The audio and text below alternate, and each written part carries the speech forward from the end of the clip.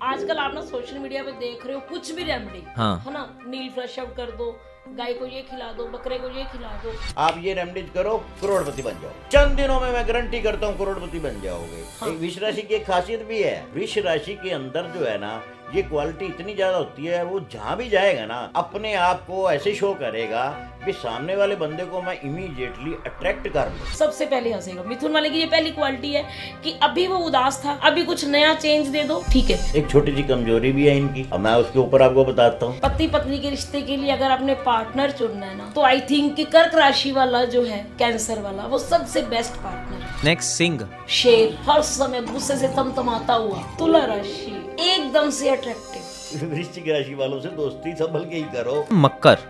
Capricorn, आशावादी, अपने future को लेकर ज्यादा पॉजिटिव। 2025 तक जो है ना, घर से बाहर नहीं निकलूंगा, मेरा एक्सीडेंट हो जाएगा। या तुम ऐसे पर्सन हो कि तुम सबका करते हो, तुम्हारा कोई नहीं करता भाई। ये चीज जो है ना, फेस्टोर्जर्स के डायलॉग्स ये ईसाई है, तो जिस दिन उनको सूली चढ़ाया गया उस दिन से उनका धर्म जो हमारा सनातन है उसकी कोई डेट है ही नहीं है। ब्रह्मा जी हैं, राम जी हैं, कृष्ण जी हैं, 9 अवतार हो चुके हैं, कल्कि जी अभी आने वाले हैं, कल्कि जी आएंगे, उनकी डेट पहले। मुसलमानों के बहुत सी बुक्स में राम शब्द का है विवरण। तो आपकी क्या राय है कि हाथ देखने से भी फ्यूचर पता लगता है? आपको शायद आपके मतलब पॉडकास्ट पे मैं आपको एक सीक्रेट बात बताता हूँ। नरेंद्र मोदी का है? नरेंद्र मोदी जी की कुंडली को मैंने इतना डीपली स्टडी किया है, इतना डीपली स्टडी किया है, और कैलकुलेशन करके सन 2013 में जब वो पीएम नहीं बने थे, तो पीएम के कैंडिडेट भी नहीं थे, तो उस वक्त मैंने अपने हाथ से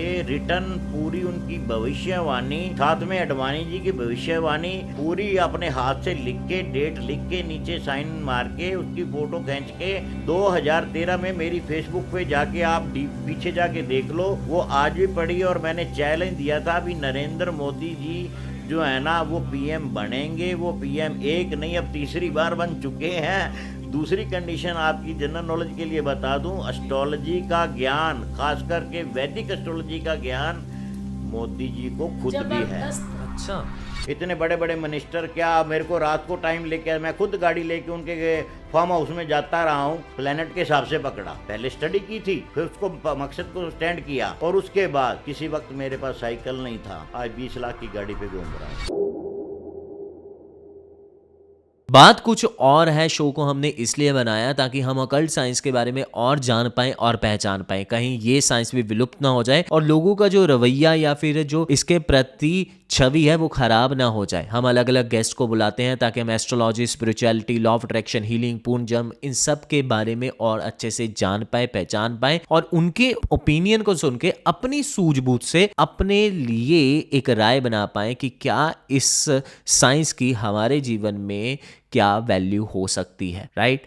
तो इसी पर्पस से इस शो को हमने बनाया है। हम किसी भी तरह के फाइनेंशियल ट्रांजैक्शन को या अपने गेस्ट को प्रमोट नहीं करते हैं कि आप हमारे गेस्ट के साथ करें, लेकिन हम सिर्फ उन्हें बुलाते हैं और हम उनसे सवाल पूछते हैं, आपके सवाल पूछते हैं। हमारे डिस्क्रिप्शन में, इस वीडियो के डिस्क्रिप्शन में एक फॉर्म भी आपको मिलता है जहां पर आप अपने सवाल हमको भेज सकते हैं ताकि हम आने वाले गेस्ट से आपके सवाल पूछ पाएं इस सब्जेक्ट्स के बारे में। आपकी क्या राय है इस शो के बारे में और आपको और क्या इंप्रूवमेंट चाहिए, कमेंट सेक्शन में ज़रूर बताइएगा।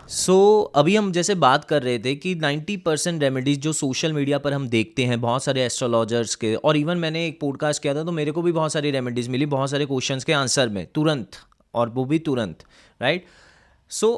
आपका क्या मानना है कि ये रेमेडीज काम नहीं करती हैं? करती हैं, लेकिन फर्स्ट इज दिस कि उस रेमेडी का एक लॉजिक होना बहुत ज्यादा जरूरी है। आजकल आप ना सोशल मीडिया पे देख रहे हो कुछ भी रेमेडी, हाँ, है ना, नील फ्रेश आउट कर दो, गाय को ये खिला दो, बकरे को ये खिला दो, या पानी में ये फेंक दो, सब रेमेडीज हैं, लेकिन उस रेमेडी का एक स्पेसिफिक लॉजिक होता है। अगर लॉजिक फुल रेमेडी होगी तभी वो वर्क करेगी। First is this.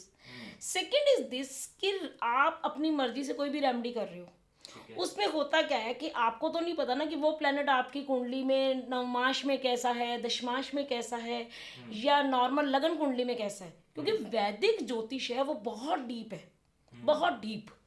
16 कुंडलीज हम लोग एक इंसान की देखने के बाद कोई डिसीजन लेते हैं, उसको हम लोग षोडश चक्र कहते हैं। तो ये चीज़ है भी हर रेमेडीज के मगर एक लॉजिक होना चाहिए, और रेमेडी जो भी आपने करनी है उसके मगर एक चीज़ ध्यान में रखने वाली बात ये है कि आपकी कुंडली के अनुसार ही आप रेमेडीज करो।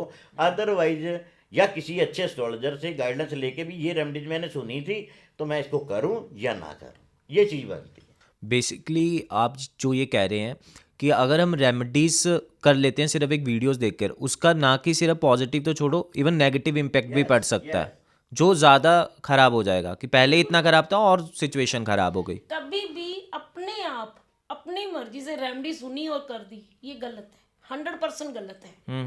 किसी अच्छी गाइडेंस के बाद ही आपको रेमेडी करनी चाहिए। एग्जाम्पल सेम कि आपको पता है कि सिर दर्द हो रहा है, डिस्प्रिन ले लो, लेकिन ये नहीं ना पता कि आपको जो आपकी ब्लड की थिकनेस है वो ज़्यादा हो जाएगी तो आपके लिए प्रॉब्लम क्रिएट हो जाएगी, तो डिस्प्रिन लोगे तो ब्लड की थिकनेस कम होगी। Same thing.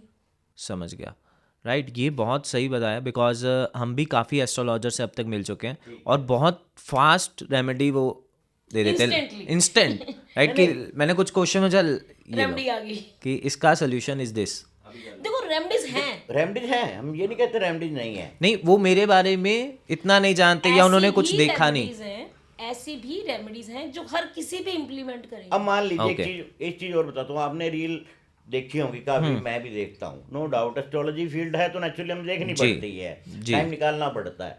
तो देखा, अब आपने देखा होगा, आप ये रेमेडीज करो करोड़पति बन जाओगे, ठीक है। ये रेमेडीज करो, चंद दिनों में मैं गारंटी करता हूँ करोड़पति बन जाओगे। लेकिन मैं आपको एक चीज बता दूं, दुनिया की अपनी हिंदुस्तान को ही ले लो, हिंदुस्तान में अगर मान लीजिए 85% लोग सनातन धर्म में बिलीव करते हैं, अगर उसमें से 50% लोग ही मान लो एस्ट्रोलॉजी मानते हैं, ठीक है ना। अगर 50% की कैलकुलेशन की जाए तो उसके हिसाब से जो है वो लोग अगर मान लो उनकी बताई हुई रेमेडी से करोड़पति बनने शुरू हो जाए तो हमारा हिंदुस्तान तो फिर तो करोड़पति हो गया, हर आदमी करोड़पति हो गया। आपने भी सुनी होगी, मैंने भी सुनी है, शायद आपने की भी हो, मैंने भी की हो, लेकिन कोई भी रेमेडीज जो है ना वो यक एकदम बिल्कुल ठीक काम नहीं करेगी।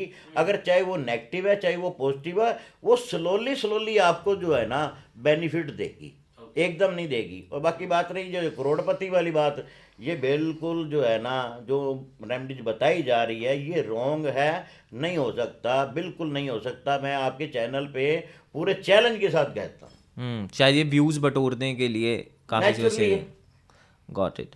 और इवन बहुत बहुत सारी हैं, ताला चाबी, there are lots of thing जो फेमस हो चुकी हैं कि चौराहे पे ताला चाबी कर दो, पीछे मुड़ के मत देखना, राइट।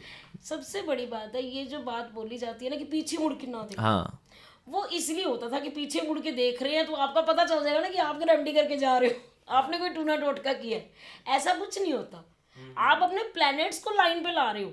आपने कोई भी रेमेडी की, आगे पीछे देखने आगे पीछे जाने से कोई फर्क नहीं पड़ता, वो सिर्फ पुराने टाइम के बनाए हुए वहम थे। क्योंकि आपने की, किसी गांव में क्या होता था कि आपने कुछ चौराहे पे फेंका, कोई देखेगा, कोई लड़ाई झगड़ा होगा, इससे बेटर है फटाफट फेंको और भाग जाओ, इसलिए हाँ कि कोई देख ना ले। Got it.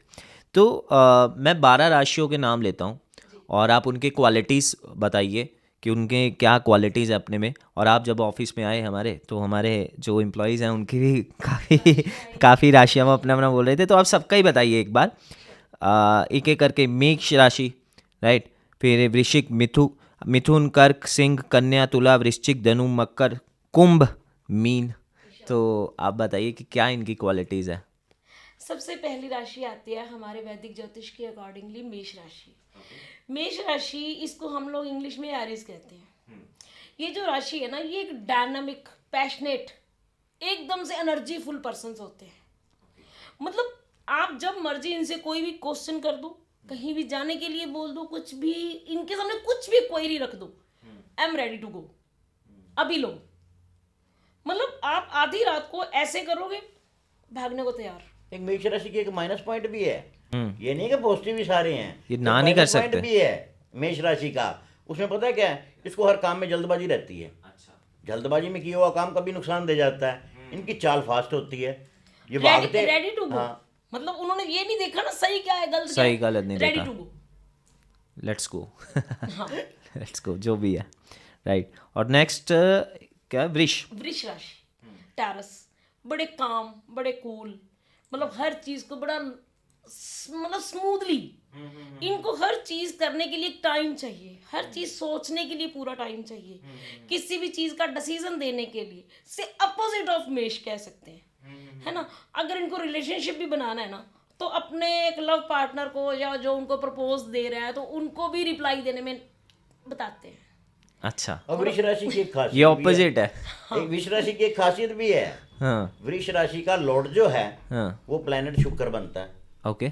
और शुक्र की जो है कुंडली में जितनी भी टोटल प्लेनेट की दशाएं होती हैं ना, वो सबसे ज्यादा बड़ी दशा शुक्र की होती है, 20 साल। अब शुक्र इस राशि का लॉर्ड है। अब शुक्र के अंदर की क्वालिटी क्या है, ऑपोजिट सेक्स वालों से, यानी कि अगर मेल है तो फीमेल, फीमेल है तो मेल से ज्यादा अट्रैक्टिव होके बातें करके उनसे ज्यादा खुश होते हैं और उनको अपनी लाइफ में डालने की कोशिश करते हैं। तो वृष राशि के अंदर जो है ना ये क्वालिटी इतनी ज्यादा होती है, वो जहां भी जाएगा ना अपने आप को ऐसे शो करेगा भी सामने वाले बंदे को मैं इमीडिएटली अट्रैक्ट कर लूं, ये भी क्वालिटी उसमें होती है। नाइस। मिथुन। मिथुन हॉलीडे मूड, अच्छा, मतलब कहीं डेथ पे भी गया है ना बंदा, 1-2 मिनट ड्रामा कर लेगा लेकिन बाद में फिर उसके बाद नहीं होगा उससे। मतलब कई बार ऐसा माहौल होता है कि जहाँ हम मेरे लिए हंसना पॉसिबल नहीं है, लेकिन उसको थोड़ा सा इंट्यूशन मिल गया ना कहीं से, हंसना शुरू, वो सबसे पहले हंसेगा। सबसे पहले हंसेगा। मिथुन वाले की ये पहली क्वालिटी है कि अभी वो उदास था, अभी कुछ नया चेंज दे दो, ठीक है। अगर उसको कई बार किसी माहौल में ऐसा लगता है कि मेरा बोलना ज़रूरी है या मेरा हंसना ज़रूरी है या मेरे को अपने आप को इस माहौल में पॉजिटिवली ढालना ज़रूरी है, चेंज हो जाएगा। उसके सिर पे बहुत बड़ा मुसीबत का पहाड़ पड़ा है, फाइनेंशियली टाइट है, लेकिन उसने दुनिया को कभी शो नहीं करना। मिथुन राशि वालों का सबसे बड़ा प्लस पॉइंट है कि वो माहौल में आपको कभी उदास नहीं दिखेंगे। एक छोटी सी कमजोरी भी है इनकी, अब मैं उसके ऊपर आपको बताता हूँ। ये लोग मिथुन राशि वाले जहाँ पे बोरिंग प्रोसेस चल रहा है, बोरिंग मीटिंग चल रही है, ठीक है ना, ये इंटरनली माइंड में इरिटेशन में आ जाएंगे, ठीक है। और इनकी कोशिश होगी जल्द से जल्द इस माहौल से निकल जाए बस, क्योंकि इनको जॉली माहौल चाहिए, जॉली मूड वाला माहौल चाहिए, जहाँ पे मतलब हंसना खेलना फन करना ये चीज़ें हो रही हों, वहाँ पे जो है ना मतलब इनका जो है ना पहुँचना सबसे ज़्यादा पहले जो इसको प्रेफर करते हैं। और जहाँ पे बोरिंग सिस्टम चल रहा है ना वहाँ से कहते हैं यार भाग जाओ, छोड़ो, इसको नहीं करना। और यहाँ पे तक भी आपको एक चीज़ बता दूँ, मैंने खुद अपनी मतलब कैलकुलेशन के आधार से, वो अपनी स्टडी के आधार से देखा है, मिथुन राशि वाले लोग जो है, जब अगर कोई इंसान मर जाए हम उसके घर में जाएंगे तो नेचुरली वहाँ पे सैड माहौल होगा, ठीक है ना, ये वहाँ से भागेंगे। जब संस्कार हो रहा है किसी आदमी का, ठीक है, वहाँ पे इनको जाना पड़ जाए तो वहाँ पे पता है क्या है ये अंदर ही अंदर हंसेंगे, देख आदमी कैसे सड़ रहा है, देख आदमी कैसे जल रहा है, देख यार कुछ और बात बोल रहे हैं। का सेल्फ एक्सपीरियंस है ना, क्योंकि मेरी राशि जेमिनी है। अच्छा ठीक है, ठीक है, समझ गया। तो यहाँ पे तो जॉली मॉल है। हाँ। ठीक है। कर्क राशि सर, इसके बारे में क्या बताओगे आप? कर्क राशि वाले जो हैं वो बड़े मतलब लॉयल, रिश्ते निभाने वाले, पति पत्नी के रिश्ते के लिए अगर अपने पार्टनर चुनना है ना तो आई थिंक कि कर्क राशि वाला जो है कैंसर वाला वो सबसे बेस्ट पार्टनर है, क्योंकि उसकी एक क्वालिटी होती है वो अपने आप की खुशियां दाव पे लगा के पार्टनर को खुश रखता है।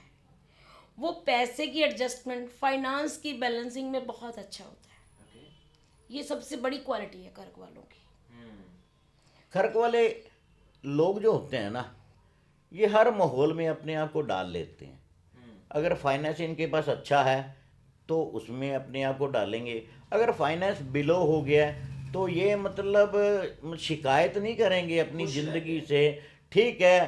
पहले 10 लाख रुपए महीना आ रहा था तो उसमें खुश थे, अब मान लीजिए लाख रुपए महीना आ रहा है तो उसमें खुश हैं। तो मतलब इनकी नेचर जो है ना मतलब एक तरह से अपने आप को एडजस्ट करने की नेचर जो है ना, क्योंकि इसका लॉर्ड चंद्रमा बनता है, चंद्रमा मन का कारक है, ठीक है ना जी। तो मन जो है ना इनका मतलब स्टेबल कंडीशन में आ जाता है भी आज अगर वक्त ये है तो इसमें रहिए, अगर आज वक्त ये है तो इसमें रहिए। तो ये इनकी नेचर में। ये तो बहुत अच्छी क्वालिटी है। नेक्स्ट सिंह। शेर, हर समय गुस्से से तमतमाता हुआ। मतलब शेर की क्वालिटी है कि वो चाहे शक्ल से सुंदर है या नहीं है, क्योंकि उनका साइन भी तो वही लॉयन होता है सिंह वालों का। तो उसने उनके फीचर चाहे सुंदर ना हो, लेकिन एक क्वालिटी होती है कि वो जहां भी जाएगा ना अपनी एक छाप छोड़ेगा। मतलब आप 10 जने बैठे हो, एक उसमें लियो है ना, तो वो पता चलेगा भी हाँ ये लियो है। हर बंदा धक्के से ही उसकी तरफ अट्रैक्ट होगा, उसकी बात सुनने में, चाहे उसके पल्ले कुछ नहीं है, लेकिन हर बंदा उसकी बात सुनने को मजबूर हो जाता है। ये उसकी क्वालिटी है। सिंगल शब्द में कहते हैं कि नाम ही काफी है। लियो के लिए नाम ही काफ़ी। लियो, लॉयन, शेर, तो इनकी दहाड़ तो नेचुरली इन्होंने आपको बता दी है, लेकिन इसके अंदर एक क्वालिटी और भी है। ये अपना फेस इतना खुला रखते हैं, जैसे मान लीजिए शेर खुले रखता है अपने जबाड़े, तो ये अपना फेस इतना खुला रखते हैं कि भाई ये अगर मान लो कोई इनकी किसी तरह से बदनामी करने की कोशिश करे ना, तो ये टूट पड़ते हैं उसी वक्त। ये देखते नहीं है भी ये माहौल है इस वक्त बात करने का या नहीं। चाहे इनकी वेडिंग लाइफ भी क्यों ना हो, इनकी पत्नी ने अगर मान लीजिए किसी एंगल पे इनके लिए कोई पिंच होने वाला वर्ड बोल भी दिया, तो ये नहीं सोचेंगे ये पार्टी का माहौल है, अगर मान लीजिए तो मैं इसमें ये बात बोलूं या ना, इंस्टेंट रिएक्शन और तुरंत अपनी वाइफ को साथ के साथ इंसल्ट भी कर देते हैं। यानी कि उसको डांट देंगे, डांटना मतलब इंसल्ट हो जाना, ठीक है ना। तो लियो वाले जो होते हैं ना, ये अपना एक छतर राज चाहते हैं। जैसे जंगल में शेर कहता है भी सबसे बड़ा मैं ही हूँ, तो ये अपना एक छतर राज चाहते हैं। तो ये इनकी क्वालिटी होती है। Okay, got it. कन्या राशि के बारे में आप लोग क्या बताएं? कन्या राशि वाले ना बड़े परफेक्ट, हर चीज को परफेक्शन ढूंढते हैं। उनका ना एक माइंड सेट होता है कि अगर ये चीज यहाँ पे रखी है तो यहीं होनी चाहिए। आपने काम इस टाइम में शुरू किया, इस टाइम में खत्म किया, तो आपने जैसे किया ना वो सामने वाला भी वैसे ही करे। उनकी ये क्वालिटी है। आपने ये चीज यहाँ पर शुरू की, यहीं खत्म करो, यहाँ से उठाई यहीं पे रखो। आपको एक रेगुलेशन चाहिए। आप चाहे जितना, अगर आपको लगता है कि मैं कहीं ट्रैफिक में फंसूंगा, तो आप उसी हिसाब से अपना टाइम टेबल एडजस्ट करो। हालांकि वो बुद्ध है उनका मालिक, तो वो कॉम्प्रोमाइज भी करते हैं। मतलब कन्या की क्वालिटी क्या, पहले तो एकदम से गुस्सा हो लेंगे क्योंकि वो रेगुलेशन मतलब उनको चाहिए। तो उसके बाद जब उन्हें लगेगा ना कि सामने वाले को पिंच हो गया, तो बाद में पलोसेंगे भी। अच्छा, ये उनकी क्वालिटी है। यानी इनकी लाइफ में क्या है, इनका लॉर्ड जो है मतलब कन्या राशि का, वो बुध बनता है। बुध की क्या कंडीशन है, मतलब एक तरह से हमारे शास्त्रों, वैदिक शास्त्रों में बुध गोल है, ठीक है ना। इसको इधर घुमा दिया चाहे इधर घुमा दिया, फुटबॉल नहीं देखा आपने, ठीक है ना, उसकी कोई शेप नहीं है। अगर इधर से चोट लगी तो वैसे उधर घूम गया, इधर से चोट लगी उधर घूम गया। यानी कि अगर ये गुस्सा करते भी हैं ना, तो बाद में घर जाने के बाद ये पछताते हैं, यार मैंने गुस्सा करना नहीं चाहिए था। फिर ये सॉरी फील करने के लिए भी जो है ना, उसी पर्सन को दोबारा फ़ोन करेंगे, यार मेरे से गलती हो गई यार, चल आज शाम को बैठते हैं यार दोबारा। तो ये इनकी खास क्वालिटी होती है। यानी परमानेंट किसी से दुश्मनी नहीं रखते ये लोग। इनकी कंडीशन ये होती है, चलो थोड़ा सा लड़ झगड़ भी लिया ना, ठीक है ना, तो शाम को जो है मिल बैठ के बात को सॉर्ट आउट कर ले बात। गॉट इट, सही है। और तुला राशि की क्या क्वालिटीज होती हैं? तुला राशि एकदम से अट्रैक्टिव, बड़े ही सॉफ्ट, लविंग। मतलब इनकी सबसे बड़ी क्वालिटी क्या है कि सामने अगर मेल है ना, वो चाहे अपने आप में जैसे मर्जी ड्रामेटिकल रूप में भी आए, ये तुला की क्वालिटी है। उन्होंने सामने वाले को अट्रैक्ट करने की कोशिश करनी है, अपोजिट को। मतलब वो जैसे आप पुराने टाइम में मूवीज में देखते थे ना कि जहाँ 4 लड़कियां देखी तो वहां जाके हाथ देखना शुरू कर देते थे अपनी अट्रैक्शन बनाने के लिए। वो चीज है। कुछ लड़कियों में आपने क्वालिटी देखी होगी कि नॉर्मल चल रही हैं, जब देखा ना कि कोई थोड़ा सा ध्यान दे रहा है तो वो थोड़ा ड्रामा सा चलने में अनक्सी है ना, मटकसी शुरू कर दे, वो तुला है। अच्छा, सिंपल। अब तुला का लोड भी जो है वो शुक्र है। और जैसे मैंने आपको पहले बताया वृष राशि का लॉर्ड भी शुक्र है, और जो वृष राशि का लॉर्ड शुक्र है और तुला का लॉर्ड भी शुक्र है, ठीक है ना, क्योंकि शुक्र के अधीन दो राशियां आती हैं, वृष और तुला। तो तुला के अंदर भी वही क्वालिटियां आएंगी जो शुक्र की मैंने आपको पहले बताई हैं। ठीक है। वृष राशि के अकॉर्डिंग जो हमने क्वालिटीज आपको बताई, ठीक है, जो शुक्र के से आती हैं वही जो क्वालिटीज हैं वो तुला में भी आएंगी, ठीक है ना। लेकिन दिनों में डिफरेंस क्या है कि जो तुला वाले हैं वो धक्के से अट्रैक्ट करते हैं, वृष वाले ऑटोमेटिकली वृष वालों से दुनिया अट्रैक्ट होती है। अच्छा। है दोनों का लॉर्ड शुक्र, लेकिन दोनों में ये डिफरेंस है। नाउ वृश्चिक राशि की क्या क्वालिटीज है? स्कॉर्पियो, जो वृश्चिक है ना, हम लोग इसका जो शेप है वो देखते हैं बिच्छू की तरह। तो इनकी एक डिसक्वालिटी पहली है कि हम इन पे फेथ करेंगे, नॉर्मल है, हर बंदा करता है, लेकिन ये ना एक कहीं हम लोग कह सकते हैं कि एक बेस्ट पार्टनर नहीं होते। आपने एक स्टोरी सुनी होगी कि एक बार एक मेढक था, तो बिच्छू ने बोला कि मेरे को नदी पार करवा दे। अच्छा। तो बिच्छू को मेढक कहता है कि तेरे को अगर मैं साथ लेके जाऊंगा तो मुझे डंक मारेगा। वो कहता है मैं पागल हूँ, भी मैं डूबूंगा ना तेरे को डंक मारूंगा तो। वो उसकी बातों में आ जाता है, वो उसको लेके निकलता है, लेकिन क्या होता है आध रास्ते में जाके बिच्छू डंक मार देता है। वो बेचारा तड़फता है और वो बोलता है कि तूने मेरे को डंक क्यों मारा, मैं डूबूंगा। कहता भाई मैं बिच्छू हूँ, ये मेरी क्वालिटी है। तो वो चीज़ है कि जो वृश्चिक वाले हैं ना वो आपके साथ बहुत अच्छे चलेंगे, लेकिन कहीं ना कहीं कुछ ना कुछ वो ऐसा कर बैठते हैं कि जो आपको ले डूबता है या आपको परेशानी का कारण बन जाता है। वैसे उनमें एक एडमिनिस्ट्रेशन पावर भी होती है क्योंकि उनका जो लॉर्ड है वो मंगल है, एक अच्छा एडमिनिस्ट्रेटर भी बनता है, लेकिन माइनस पॉइंट उसका ये है क्योंकि इसमें इसका लॉर्ड जो है ना वो मंगल बनता है। मेष राशि का लॉर्ड भी मंगल है लेकिन उसकी क्वालिटीज अलग हैं, लेकिन वृश्चिक राशि का जो लॉर्ड है ये भी मंगल बनता है। अब मंगल के अंदर जो है ना वो डिसिप्लिन की तो फितरत आती है, फौजी होता है वो मंगल ही होता है, ठीक है ना जी। तो नेचुरली है वो, अगर मान लीजिए इसके अंदर अगर ये क्वालिटी ना हो ना, जैसे इन्होंने आपको बताया अभी बिच्छू है, उसकी शेप जो है बिच्छू की है, तो वो डस मारेगा। तो इनकी ये फितरत है। हम ये लोगों से अक्सर ही कहते हैं भी जो है ना वृश्चिक राशि वालों से दोस्ती संभल के ही करो, भरोसा नहीं है भी ये लॉन्ग रन आपके साथ निभा जाएं या ना निभाएं, या आधे रास्ते में ही आपको किसी माइनस पॉइंट पे लाके छोड़ दें। ये हम नहीं कहते भी दोस्ती ना करो, दोस्ती होनी चाहिए, लेकिन इन लोगों से फिर भी जो है ना मतलब मेल तालमेल उतना ही बना के रखो जितना आप सह सको। बिकॉज एक सिंपल चीज़ है ना, जब आप मैच मेकिंग करते हैं सबसे बड़ी चीज़ आती है वही राशियों का कॉम्बिनेशन। तो वृश्चिक एक ऐसी राशि होती है जहां हमें मैचिंग करते वक्त बहुत ध्यान देना पड़ता है, चाहे वो मेल है चाहे वो फीमेल है। अपोजिट पार्टनर को जब हम लोग मैच करते हैं तो वहां हमें बहुत डीपली टैली करना पड़ता है वृश्चिक राशि वाले। नहीं ये आपने बहुत अच्छा बताया, मैं भी संभल के रहूँगा, मुझे पता है। हाँ, आपने भी पार्टनर ढूंढना है। हाँ तो ठीक है, नेक्स्ट हमारी लिस्ट में आती है धनु राशि। जी जी। जो धनु है इसका जो लॉर्ड है वो है बृहस्पति यानी गुरु। तो इनमें एक सॉफ्टनेस है, मतलब बुजुर्गों वाली नेचर, एज छोटी है लेकिन नेचर जो है वो मेच्योरिटी वाली है। अच्छा। हर किसी को, आपने बहुत से लोगों में देखा होगा कि फॉर एग्जांपल जैसे अभी आप एज में कम हो, हमसे काफी यंग जी।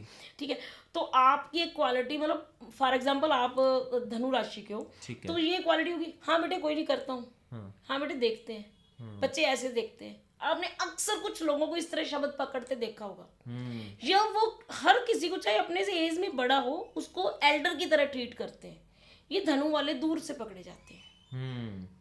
मतलब वो धार्मिक ज्यादा होते हैं, पूजा पाठ में इंटरेस्ट ज्यादा लेते हैं। हाँ, जिनकी राशि धनु आती है, कुछ लोग तो बहुत धार्मिक हो जाते हैं, लेकिन कुछ लोग ऐसे होते हैं जो अंदर से कंप्लीटली धार्मिक है, हर एंगल से, लेकिन फेस पर वो न्यूट्रल हो जाएंगे, मतलब आपको शो नहीं होने देंगे। वो न्यूट्रल पर्सन जिसे आप कह देते हैं ना, वो ऐसी क्वालिटी में। और धनु राशि में एक और भी चीज़ आ जाती है, कई बार आपने देखा होगा भी, हमने देखा भी एक 60 साल का बुजुर्ग है, वो जो बातें कर रहा है वो अपनी लाइफ के एक्सपीरियंस से हर आदमी को बता रहा है भी यार ज़िंदगी में ये करो या ये ना करो, ठीक है ना। अब जब भी कभी पंचायत होती है, किसी का झगड़ा होता है, तो वो कहते हैं भी 4 आदमी इकट्ठे करो, पंचायत करनी है। तो पंचायत में बड़े बुजुर्गों को बुला लिया जाता है, भी आप बड़े बुजुर्गों जो हो बात हो रही है उसका बिल्कुल एग्जैक्ट पॉइंट निकाल के आप डिसीजन दो भी ये किसके हक में जाएगा। ठीक है ना। वो बुजुर्गों वाली बात जो इन्होंने आपको बताई वही हो गई। तो धनु राशि वालों के अंदर ये क्वालिटी, अगर मान लीजिए बच्चा 5 साल 10 साल का है ना, तो उसके अंदर इतनी समझ धीरे धीरे आनी शुरू हो जाएगी उस राशि वाले की, कि भी वो बातें जो है ना वो बुजुर्गों वाली करेगा। वो एडवांस में ही आपको समझाएगा ये करना है या ये नहीं करना, Decision ये making power। हाँ, ये करने से हमें ये लॉस तो नहीं होगा, या ये करने से हमें ये प्रॉफिट होगा। तो ये बातें जो है ना वो उसके अंदर आती हैं। तो इसका लॉर्ड जो बृहस्पति है, बृहस्पति ज्ञान का कारक है। तो ज्ञान जो है वो नेचुरली है, जन्मजात से शुरू हो जाता है। Got it. ठीक है, नेक्स्ट हमारे में आते हैं मकर। कैप्रिकॉर्न। कैप्रिकॉर्न आशावादी, अपने फ्यूचर को लेकर ज़्यादा पॉजिटिव, ओके। लेकिन इनका एक माइनस पॉइंट होता है, वो ना थोड़े सेल्फिश होते हैं। मतलब सेल्फिश इस ढंग से कि वो अपने आप को दूसरे से हमेशा ही सुपीरियर समझते हैं। अच्छा। और सबसे बड़ी बात है कि जैसे आप कहते हैं कि अपना दामन बचा के चलने वाले। मकर राशि वालों का जो रिलेशनशिप है ना वो ऑलमोस्ट न्यूट्रल होता है। अगर पति पत्नी है तो भी वो मतलब एक अपना एक दायरा, पति पत्नी के साथ भी एक दायरा कायम करके रिश्ता निभाते हैं। और मकर राशि वालों का रिलेशनशिप तो अक्सर ही ब्रेकअप हो जाता है। अच्छा। उसका रीजन है कि जहां बात उन पे आने लगेगी ना वो दामन छुड़ा के साइड में हो जाएंगे। दाग लगने से पहले ही अलग हो जाओ। जहां रिलेशनशिप में आपको पार्टनर को जवाब देना पड़े वहां साइड में हो जाओ। अच्छा। अपने ऊपर बात नहीं आने देनी। क्वालिटी पैशनेट है हर चीज में। फ्यूचर को लेके हमें हर चीज चाहिए, अपने आप को सिक्योर करना है, लेकिन बहुत सेफ हो के, इतना ज्यादा सेफ्टी कि जहां कई बार हमें मतलब एक सोसाइटी में वो चीज हमें लग सकता है, हम मान सकते हैं कि वो सोसाइटी में कई बार लगता है कि यार ये जरूरत से ज्यादा सेल्फिश है। वो चीज है उनमें क्वालिटी। और इसमें एक और चीज भी आती है, मकर राशि वाले जो लोग हैं जी, इनका लॉर्ड जो है, जो ये राशि बन रही है मकर, इसका लॉर्ड जो है ना वो शनि है। ओके। तो शनि जो है ना उसके अंदर एक क्वालिटी है, क्योंकि जो राशि होगी उसका जो लॉर्ड होगा उसकी जो क्वालिटीज होगी या डिसक्वालिटीज होगी वो उस राशि वाले के पर्सन के अंदर आएंगी। बिल्कुल। तो मकर राशि जो है ना वो एक तरह की शनि की एक नकारात्मक राशि है। जो कुंभ राशि आगे आएगी ना वो उसकी जो है ना पॉजिटिव राशि है, लेकिन ये उसकी नकारात्मक यानी कि नेगेटिव राशि है। ठीक है ना। क्योंकि हर प्लेनेट की दो दो राशियां अच्छा। सिर्फ सूर्य और चंद्रमा को छोड़ के, सूर्य और चंद्रमा इनके पास एक एक राशि है। बाकी जो प्लेनेट हैं, राहु केतु की कोई राशि नहीं है। जो बाकी प्लेनेट बचते हैं उन हर के पास दो दो राशि हैं। अब शनि के पास भी दो राशि, मकर वाली जो आप बात कर रहे हैं, तो उसके अंदर शनि की जो डिसक्वालिटी आएगी, शनि एक शक्की नेचर वाला इंसान है। अच्छा। मतलब देवता है जिसको हम बोल सकते हैं, चाहे इंसान इसलिए बोल रहे हैं भी जिसकी मकर राशि है। तो नेचुरली क्या है, वो जो क्वालिटी है वो उसके पर्सन के अंदर आ गई। तो मकर वाले राशि वालों के अंदर जो है उसकी नकारात्मक राशि जो बन रही है शनि की, तो शक्की नेचर होने की वजह से वो आप पे भी शक करेगा। कई बार ना कुछ लोगों को देखा होगा कि हम लोग कहीं जाते हैं तो कई पर्सन्स की आदत होती है हर चीज को उठा के देखने की। पानी भी पीने को दोगे ना ध्यान से पहले पानी के अंदर देखेंगे कुछ गिरा तो नहीं हुआ। ठीक है, कुछ खाने को दोगे 10 बार सोच के मुंह लगाएंगे। वो क्वालिटी जो आप कह देते हैं ना, मतलब कई बार अच्छे खासे रिलेशन में, लॉयल रिलेशनशिप में चल रहे हैं, लेकिन उसके बावजूद भी ना कुछ चीज़ों में वो इतना संभलेंगे कि इतने सालों से एक लॉयल रिलेशनशिप जो है वो खराब कर बैठते हैं। ठीक है, नेक्स्ट हम सब की फेवरेट यहाँ पे कुंभ राशि। कुंभ राशि वाले उनका जो माइनस भी कह सकते हैं या प्लस भी कह सकते हैं, सोचने की बात है। वो ना फ्यूचर के बारे में ज्यादा सोचते हैं। फ्यूचर के चक्कर में वो अपना आज गवा देते हैं। अच्छा। उनको अपना बुढ़ापा बहुत सिक्योर चाहिए। कल को मैं नहीं कमा सकूंगा यार, मेरे पास इतनी सिक्योरिटी होनी चाहिए। कल को ये नहीं मेरे पास होगा, कल को मेरा शरीर नहीं चलेगा। पेपर आज देना है, आज में नहीं जीना, रिजल्ट के बाद क्या होगा एग्जाम का जो रिजल्ट आएगा उसके बाद क्या होगा वो उनके दिमाग में चल रहा है। हम्म मतलब आज वो इकट्ठा कर रहे हैं, आज उनकी सेविंग को बढ़ा रहे हैं, हम्म लेकिन ये नहीं पता कि यार जो पैसा कमा रहे हो उसको आज जी तो लो। वो जीतते कम है, संभालते ज्यादा है। सही मायने में देखा जाए ना तो कुंभ राशि वाले, अब आप बता रहे हो भी हमारे बारे में, तो नेचुरली कुंभ राशि आप खुद ही मतलब जजमेंट कर लो। जी, तो जी, मैं जी। बात बोल रहा हूँ, बिल्कुल, ठीक है ना, बिल्कुल। ओवर थिंकर हो जाते। ओवर थिंकर ही हो गए ना, जो फ्यूचर प्लान कर रहे हैं बार बार।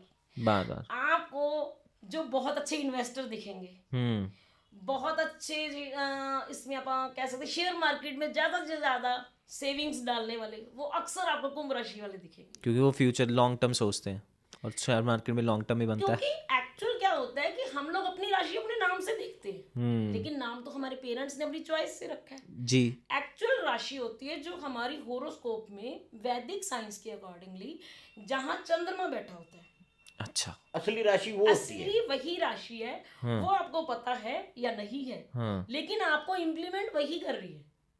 ठीक है। इसीलिए आपको अपनी सही राशि जानने के लिए एक प्रॉपर वैदिक एस्ट्रोलॉजर से ये कंफर्म करना जरूरी है कि आपकी एग्जैक्ट बर्थ राशि कौन सी है। आपके date of birth, time of birth और प्लेस ऑफ बर्थ, 3 चीजों से कैलकुलेशन के बाद ही हम लोग आपका कुंडली का चंद्रमा बताते हैं। Got it. और जहां आपके बर्थ में चंद्रमा बैठा है वही आपकी राशि, वो आपकी राशि है। Got it. हाँ, ये बहुत बार होता है कि आपको पता है आपका नाम संजय है, हाँ, ठीक है, तो आपको पता है मेरी तो कुंभ राशि है। राइट। अब लेकिन ये नहीं, तो जब आपने आपका नाम संजय है, हाँ, संजय के अनुसार जो है ना आपने अपनी राशि को कुंभ मान लिया, मान लिया। ठीक है। अब कुंभ की कंडीशन में क्या चल रहा है कि इस वक्त जो है 7.5 चल रही है, प्रेजेंट टाइम बात कर रहे हैं, ठीक है। कुंभ में इस वक्त 7.5 जो है वो चल रही है, ठीक है ना। तो आपके मन में आएगा भी यार 7.5 मेरे ऊपर चल रही है, हाँ। मैं तो डिप्रेस में हूँ, मेरा काम नहीं चल रहा, मैं ग्रो नहीं कर पा रहा हूँ। ये थिंकिंग है जो चलती है, क्योंकि ओवर थिंकिंग की प्रॉब्लम तो आती है जी। तो ये थिंकिंग चलती रहेगी। हाँ। लेकिन उसमें एक चीज है, जब आप अपनी होरोस्कोप में date of birth, time of birth, place of birth इसको एक्चुअल रीड करोगे, हाँ। जब लगन चार्ट बन के यानी कि आएगा आपके सामने, जी। तो चंद्रमा कहाँ बैठा हुआ है, ठीक है ना। तो अगर मान लीजिए सपोज करो हमने आपकी कुंडली को टैली किया, तो उसमें हमने लगन चार्ट निकाल लिया, लगन चार्ट निकालने के बाद देखा गया चंद्रमा कहाँ बैठा है, तो चंद्रमा सपोज करो आपकी कुंडली में मेष राशि में बैठा है, ठीक है। तो आप अपनी लाइफ में एक अलग जिंदगी में जी रहे हो भी, नाम के हिसाब से आपने समझ लिया भी हाँ यार मेरे ऊपर शनि की 7.5 चल रही है। एक्चुअल में प्लेनेट का जो असर होगा वो आपकी कुंडली में बनी हुई जो राशि है उसके आधार पे होगा। तो नेचुरली आपको 7.5 नहीं लगी है इस वक्त, यानी कि एक एग्जांपल लेते जी, हैं जी। भी 7.5 नहीं लगी क्योंकि आपकी राशि मेष है, तो मेष का तो शनि के साथ इस वक्त कोई संबंध ही नहीं है। एग्री, टोटली एग्री, बिल्कुल। इसी के लास्ट में हमारे पास आती है मीन राशि। बिल्कुल लास्ट में जो मीन है, जिसे हम लोग इंग्लिश में पाइसिस कह देते हैं। पाइसिस जो राशि है वो, उसका आपने साइन देखा होगा मछली, 2 मछलियां ऐसे बनी हुई। जी जी जी जी। तो मछली की तरह ही ये मीन राशि यानी पाइसिस वाले होते हैं। हर वक्त गहराई में डूबे रहने वाले, अपनी सोच में, अपने आप में मस्त, शांत, मतलब कामनेस जिसे आप कह देते हैं ना, कि उनको दुनिया में जी रहे हैं लेकिन उनको आसपास की दुनिया से कोई बहुत लंबा चौड़ा मतलब नहीं होता। अपनी ही जिंदगी अपने हिसाब से चलनी है। उनको ये नहीं मतलब कि ट्रेंड क्या है, उनको ये नहीं मतलब कि आजकल का हॉट टॉपिक क्या है, मतलब ज्ञान, गहराई का ज्ञान वो सारा उनके पास है। मतलब आप मान सकते हो कि चाहे वो अक्कर साइंस है तो उसमें बहुत अच्छे कोई नॉलेज रखें या ना रखें, लेकिन हर किसी को सुनना उनकी क्वालिटी है। वो किसी को कुछ गाइड करें या ना करें, लेकिन उनके अंदर एक ये सारा ज्ञान भरा पड़ा होता है। वो अपनी जिस फील्ड में भी होंगे ना मीन राशि वाले, अपने अदर स्टार्स के अकॉर्डिंगली, लेकिन वो जिस फील्ड में होंगे वहां के महाज्ञानी होंगे, महाज्ञानी। वो किसी भी फील्ड में हो सकते हैं, क्योंकि वो फील्ड में होना तो उनके बाकी प्लैनेट्स पे डिपेंड करता है, लेकिन जिस फील्ड में है वहाँ के मास्टर हैं, वहाँ के मास्टर्स हैं। Got it. ठीक है जी। एक मेरे माइंड में भी था, और ये क्वेश्चन मेरे को किसी ने एक्चुअल में मेरे माइंड में डाला था, जहाँ पर हमारी बात हो रही थी एस्ट्रोलॉजी को लेकर, राइट, कुछ बहस हो रही थी। तो उन्होंने बोला कि यार ठीक है कि सारी चीज़ें तुम्हें पता लग सकती हैं एस्ट्रोलॉजी से। लेट्स सपोज कि तुम्हें पता लग गया कि तुम्हारा फलाना फलाना कुछ होने वाला है। लेट्स सपोज कि हमें पता लगे कि हमारा एक्सीडेंट होने वाला है, राइट। और जैसे मुझे योगेश का कॉल आया था, कहता मैं 2025 में बाहर नहीं निकलूंगा, मुझे बोला हुआ है किसी ने इस पीरियड के बाद तुम्हारा कुछ होगा गलत, एक्सीडेंट फॉर्म में उसने मुझे बताया। मैंने कहा मत निकलना यार, क्या हो गया, ठीक है। और मैंने उससे थोड़ा मजाक में कहा कि यार गाड़ी तो तुम्हारे घर में भी आ जाएगी, लेकिन द रियल थिंग इज कि अगर पता लग गया तो क्या हम इसे बदल भी सकते हैं? एस्ट्रोलॉजी का फिर मतलब एस्ट्रोलॉजी में सॉल्यूशंस हैं। राइट, अगर प्रॉब्लम है तो सोल्यूशन इसका हो सकता है क्या? और अगर इतनी बड़ी बात पता लग गई? मैं आपको इसका रिप्लाई बताती हूँ। अब क्या है कि जो टाइम आना है वो आएगा, डैम श्योर है। जो क्योंकि लिखा देखो, हुआ है। आप चलो एक बार एस्ट्रोलॉजी आपको थोड़ा सा समझना मान लो टफ है। हम लोग क्या होता है कि कई बार न्यूज में सुनते हैं कि फलाना एक प्लेनेट है वो धरती के पास से गुजर रहा है, जी, धरती पे वो हम लोग हाईलाइट सुनते हैं ना, टकराएगा, ये हो जाएगा, वो हो जाएगा, ठीक है, ये बातें सुनते हैं। अब वही एग्जैक्ट साइंस है। एस्ट्रोलॉजी एक सबसे डीप साइंस है। जो वैदिक ज्योतिष है हमारी, जब से धरती बनी है, जब से हमारे शास्त्र बने हैं, तो स्टार्टिंग से है। अब क्या है कि आपने एक छोटी सी कहावत सुनी होगी, सूली का सूल बन जाता है, वो यहाँ पे लागू होती है। हमें पता है हमारी कुंडली में इस टाइम में ये दोष आ रहा है, मंगल शनि के साथ कटाक्ष कर रहा है, मंगल की महादशा में शनि का अंतर आ रहा है, यानी कि किसी भी दो नेगेटिव प्लैनेट्स का या दो नेगेटिव भावों के जो मालिक हैं उनकी कटिंग हो रही है। ठीक है। हमें एक एस्ट्रोलॉजर ने आपको, मान लो मैंने ही आपको गाइड कर दिया कि संजय इस टाइम में आपके लिए बुरा वक्त आ रहा है, जैसे आपने अभी बोला कि योगेश को किसी ने बोला, हाँ, ठीक है। लेकिन क्या होता है, इसके साथ साथ वैदिक साइंस में इनकी रेमेडीज भी है, ठीक है। हमने आपको कोई रेमेडी गाइड की, उस रेमेडी से क्या होगा कि वो टाइम टल जाएगा, लेकिन उस टाइम में, उस मिनट में शनि की महादशा में मंगल का अंतर तो आएगा ना, चंद्र में शुक्र का अंतर तो आएगा ना, यानी कि कोई भी जो एक दूसरे से कटिंग करने वाला टाइम है या आपकी कुंडली के अकॉर्डिंगली नेगेटिव टाइम है वो आएगा जी। लेकिन यहाँ क्या होगा, आपका एक्सीडेंट बहुत बड़ा होने वाला है, आप हल्का सा हिट करोगे बच जाओगे, गाड़ी को स्क्रैच आएगी, आपको कुछ नहीं होगा। आपके ऑल पिन चुभ गया, ब्लड निकलने का योग बन रहा है ना, बहुत बड़े एक्सीडेंट में भी ब्लड ही ब्लड होना है, पिन चुभी ब्लड निकल गया, स्किन में कट आ गया, कुछ काम करने लगे कट लग गया, तो वो समय आएगा। लेकिन अगर आपने वैदिक साइंस के अकॉर्डिंगली रेमेडीज कर ली तो वो सूली से सूल बन जाएगा। इसमें मैं आपको एक और चीज़ बताता हूँ। मान लीजिए आपने बोला भी, योगेश जी को किसी ने ये बोल दिया भी मैं 2025 तक जो है ना घर से बाहर नहीं निकलूंगा, मेरा एक्सीडेंट हो जाएगा, ठीक है ना।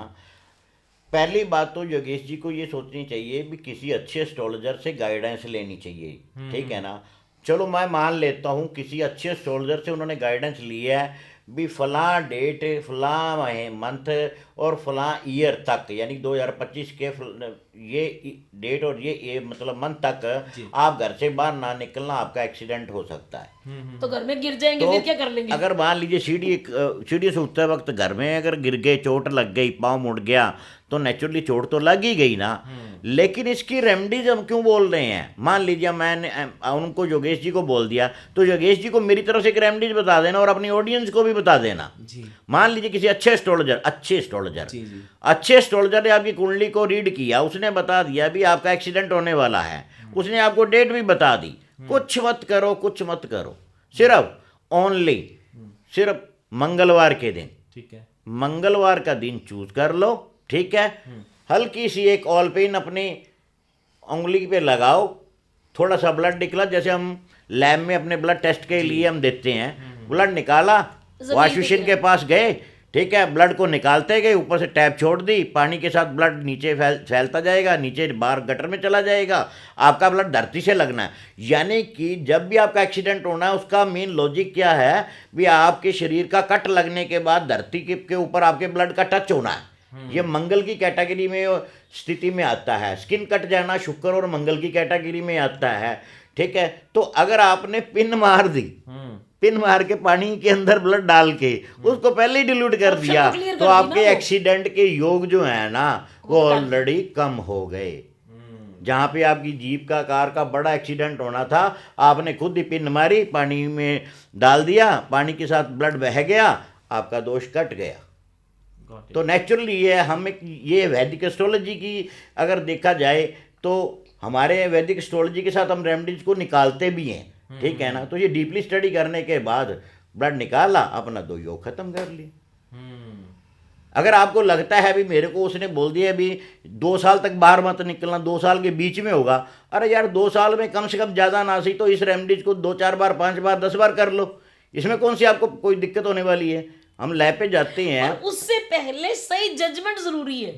ये नहीं कि बिना जजमेंट के आपको किसी ने बोला, आपने पिन मार के निकाल दिया, हो सकता है मंगल का आने वाला कोई शुभ योग हो, वो गलत हो जाए, वो जैसे तो पहले गलती हो जाएगा। गलत मैं रेमेडी क्यों से बोल गलत रहा हो गया। मैं गलत क्यों बोल रहा रेमेडी हो था जाएगी। कि कि अच्छे सही है एस्ट्रोलॉजर से पूरी गाइडेंस होनी चाहिए भी वाकई ही एक्सीडेंट होने वाला है, और एक्सीडेंट जो होने वाला है उसकी क्या, उस ग्रह की जो होने वाला है उसकी दशा चल रही है, अंतरदशा चल रही है, प्रत्यंतर दशा चल रही है, गोचर में क्या वो एक्सीडेंट वाले भाव में आ रहा है, ठीक है ना।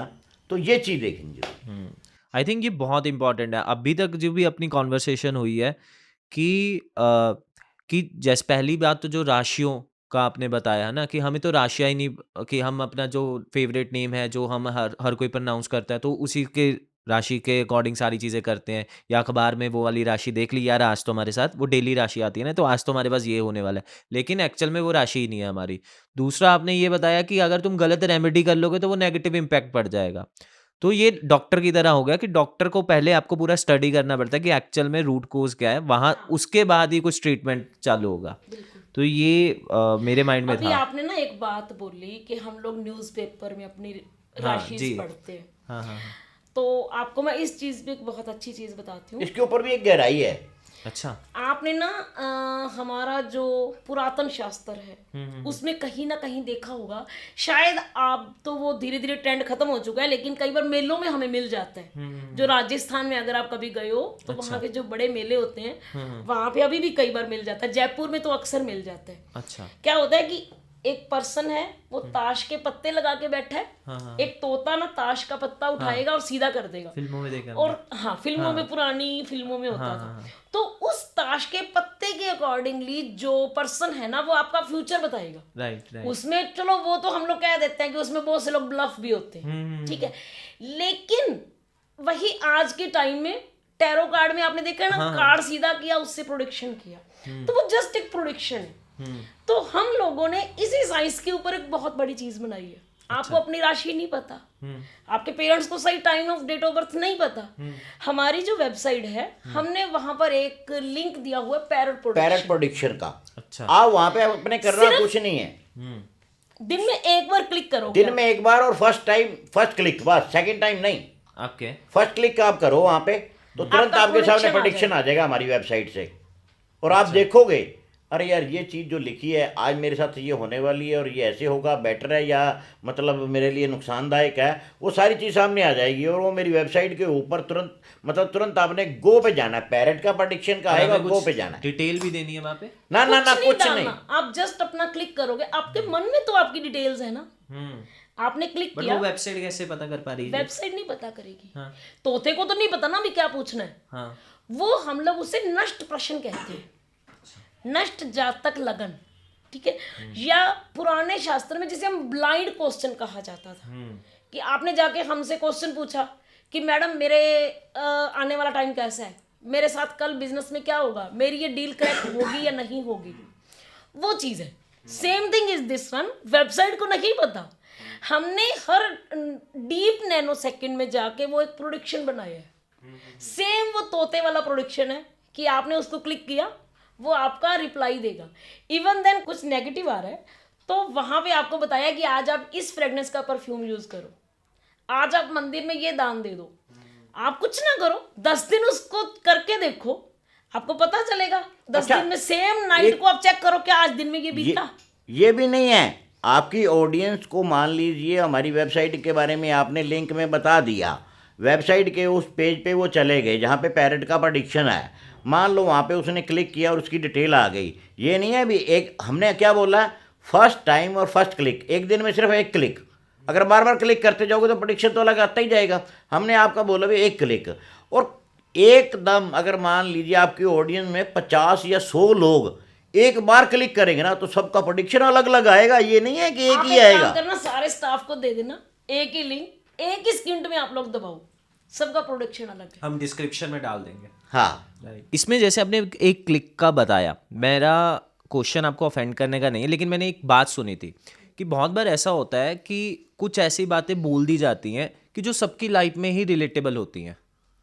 नहीं, कि लेट्स सपोज कि मैंने बोल दिया कि कुछ भी ऐसा कि जिससे उसे फील हो कि हाँ यार ये तो मेरे लिए ही है, या तुम ऐसे पर्सन हो कि तुम सबका करते हो, तुम्हारा कोई नहीं करता भाई। ये चीज जो है ना, मतलब एस्ट्रोलॉजर्स के डायलॉग्स हैं। ये नॉर्मल एस्ट्रोलॉजर जो है, मतलब ठीक है, वो आपको बता सकता है, ठीक है भी आपके ऊपर कर्जा बहुत है, आप जो है लोगों को दूसरों के लिए अच्छा करते हो, आपके लिए कोई अच्छा नहीं करता, ये कॉमन बातें जो हैं, मतलब ये नॉर्मल एस्ट्रोलॉजर जिसको मतलब एस्ट्रोलॉजी का ज्ञान जो है ना, हम बोलते हैं नाम मात्र है, वो ये बातें कर सकता है। लेकिन जो मैं आपने बताया अभी, मैं वहाँ क्लिक करूँगा, आप ऐसे करना, आपको मैं मतलब बताता हूँ 10 डेज के लिए, आप 10 डेज एक कॉपी पेंसिल उठाइए और अर्ली मॉर्निंग उठते ही मेरी वेबसाइट ओपन कीजिए, वहाँ पे क्लिक कीजिए, जो प्रेडिक्शन निकला उसको अपने कैलकुलेट करके अपने पास रख लिया, 10 दिन करके देख लीजिए, 10 दिन में हर प्रेडिक्शन जो है वो अलग अलग आएगा, और साथ में कंडीशन क्या है वो आपके ऊपर अप्लाई भी होगा, और आप देखोगे खुद, चाहे आपकी ऑडियंस इसको ट्राई करे चाहे आप करो, आप देखोगे ज़रूर भी वाकई ही इसका जो है ना रिजल्ट आ रहा है। इसको पैरेट प्रेडिक्शन बोला जाता है। और ये जब मतलब राजे महाराजे थे तब भी ये पैरेट प्रेडिक्शन बहुत चलता था। राजे के दरबार में तोता लेके आया जाता था, वहाँ पे पैरेट प्रेडिक्शन का जो है कैलकुलेशन की राजा रोज करवाता था भी आज मेरी जनसंख्या मतलब क्या कर रही है, जनसंख्या के साथ मेरा बिहेव कैसा है, मैं क्या ऐसा आज अच्छा करूं, ठीक है। क्योंकि राजे महाराजे पुराने वक्त में क्या करते थे, अपना एक मतलब राज वैद्य, अपना राज ज्योतिषी रखते थे। राज ज्योतिषी वो क्यों रखते थे, क्योंकि वो सुबह उठ के पहले अपने ज्योतिषी से अपनी कुंडली के बारे में विवेचन करवा के पूरी तरह डिटेल जान लेते थे भी मेरा आज का दिन कैसा बीतने वाला है, तो मैं अगर दरबार लगाऊंगा तो उसमें मेरे से कोई गलती ना हो जाए जिसका मेरे को आगे जाके खमियाजा भुगतना पड़े। तो अगर मान लीजिए ये चीज़ें जो है ये पुरातन समय से चली आ रही हैं, कोई आज की तो नहीं है ना। और जो अच्छा एस्ट्रोलॉजर होगा, जो अच्छा ज्ञान रखता होगा, जिसको वैदिक एस्ट्रोलॉजी की अच्छी नॉलेज है, वो ही जो है ना आपको प्रेडिक्शन में जो है ना एक करेक्ट पॉइंट निकाल के दे सकता है। अगर नॉर्मल किसी ने अगर मान लीजिए 2-4 किताबें पढ़ ली, वो एस्ट्रोलॉजी नहीं है, मैं उसको नहीं मानता। मैं खुद की आपको बताता हूँ, 1986 में मैंने 10th क्रॉस की। 10th क्रॉस करने के बाद मैं फर्स्ट टाइम एस्ट्रोलॉजर के पास गया। मैंने कहा चलो मेरा भविष्य जो है अब शुरू होने वाला है। आफ्टर हम यही सोचते हैं ना 10वीं के बाद, 10th करने के बाद आदमी का फ्यूचर जो है किस तरफ जाएगा, उसको क्या स्टडी करनी चाहिए, क्या नहीं करना चाहिए। तो 1986 के बाद जो है ना मतलब मैं एस्ट्रोलॉजर के पास गया, देखा, उसने कहा कोई नहीं आप ये कर लो वो कर लो, वो नॉर्मल था। दूसरे के पास गया, तीसरे के पास गया, चौथे, नेचुरली मेरा जो है ना 4-6 महीने डिस्टर्ब रहा मैं, ठीक है। मैंने कहा यार कुछ ना कुछ होना चाहिए। +1 में चला गया, ठीक है, +2 हो गई, फिर भी सोच आ गई यार आगे अब क्या करना चाहिए। तो ऐसी कैलकुलेशन को फिर मैंने ना 1986 में ही ना मतलब अपने मन में बना लिया, और धीरे धीरे जो है ना एस्ट्रोलॉजी की किताबें उठा ली और मैंने सेल्फ स्टडी शुरू कर दी।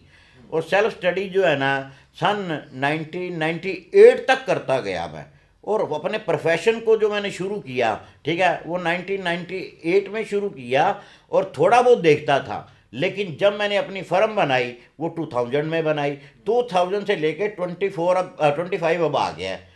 तो अगर मैं अपनी लाइफ का एक्सपीरियंस देखूं तो ये 40 साल का एक्सपीरियंस है, और 40 साल में मैंने पता नहीं कितनी किताबें, कितने ग्रंथ, कितनी चीज़ें पढ़ ली, और प्रैक्टिकली लोगों से कितना मिल चुका हूँ। इस चीज़ को 40 साल कम नहीं होते। तो 40 साल में जो है ना, और पैशन ही कितना ज़्यादा हो गया था, सुबह 6 बजे से लेके रात के 12 बजे तक पढ़ता रहना और काम करते रहना। और कस्टमर को, किसी भी कस्टमर को अगर मैं अटेंड करता हूँ ना, आपने देखा हो आपके पॉडकास्टों पे या जितने भी पॉडकास्ट आ रहे हैं, मैंने देखा एक पर्सन बोला जी मैं हाथ से कुंडली बनाता हूँ। अब हाथ से कुंडली बनाता हूँ, कुंडली के सॉफ्टवेयर पे मैं यकीन नहीं करता।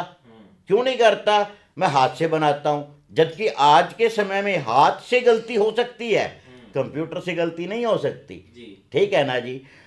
अब क्या है, हाथ से कुंडली बनाने में एक आदमी को 2 दिन लग जाते हैं। मान लो एक एस्ट्रोलॉजर अगर कुंडली बनाता है ना तो कम से कम 2 दिन लग जाते हैं। सारियाँ कुंडलियाँ बनानी है, षोडश चक्कर बनाना है, दशाफल निकालना है, प्राण दशा निकालनी है, सारी निकालनी है। और ऊपर से वो पता है क्या बोल रहा है साथ में, भी मैं एक दिन में 50 सिटिंग देता हूँ। अगर मान लीजिए वो 10 घंटे भी काम करता है, 10 घंटे में 50 आदमियों को वो क्रॉस कर रहा है, ठीक है ना, तो यानी कि 20 मिनट्स तो में 20 मिनट से एक आदमी को दिए। और मैं गारंटी के साथ कह सकता हूँ एक अच्छा एस्ट्रोलॉजर, अगर मान लो मैं भी आपके साथ बैठा हूँ ना सर, तो अगर मान लो आपने मेरे को डेट ऑफ बर्थ दी ना, तो 15 से 20 मिनट तो आपकी कुंडली को पूरा वॉच आउट करने में मेरे को लगेंगे। फिर मैं आपको बताना शुरू करूँगा, ठीक है ना। तो बताते बताते नियर अबाउट 1 घंटा मैं अपने टेबल पे मिनिमम 1 घंटा मैक्सिमम 4 घंटे टाइम देता हूँ एक क्लाइंट को, उसको इतनी गहराई के साथ। तो इसको एस्ट्रोलॉजी बोला जाता है। अब फेक जो चल रहे हैं उनका तो कुछ कह ही नहीं सकते ना हम। बिल्कुल, ये चीज़ है। हमारी सबसे बड़ा पॉइंट क्या होता है कि हमारे टेबल पे कोई बंदा बैठा है ना, हमें उसके फेस इंप्रेशन से खुद को समझ आ जाता है कि ये बंदा सेटिस्फाई है या नहीं।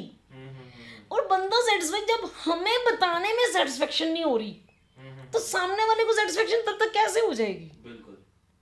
अब जैसे ही मैं ज्योतिष जब तक सेटिस्फेक्शन नहीं ज्योतिषी देगा तो ज्योतिष पूर्ण ही नहीं है। सनातन में वो चीजें हैं जो हम लोग सोच भी नहीं सकते। अगर सृष्टि की रचना का पॉइंट निकाला जाए तो नहीं निकल सकता।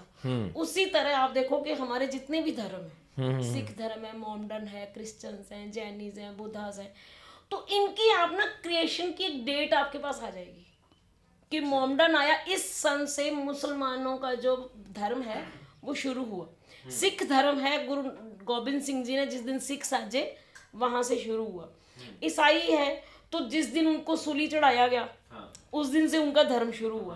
क्या वैदिक जो हमारा सनातन है उसकी कोई डेट कोई डेट है ही नहीं है। ब्रह्मा जी हैं, राम जी हैं, कृष्ण जी हैं, 9 अवतार हो चुके हैं, कल्कि जी अभी आने वाले हैं। कल्कि जी आएंगे, उनकी डेट पहले से प्रोडिक्टेड है, उनका प्लेस पहले से प्रोडिक्टेड है।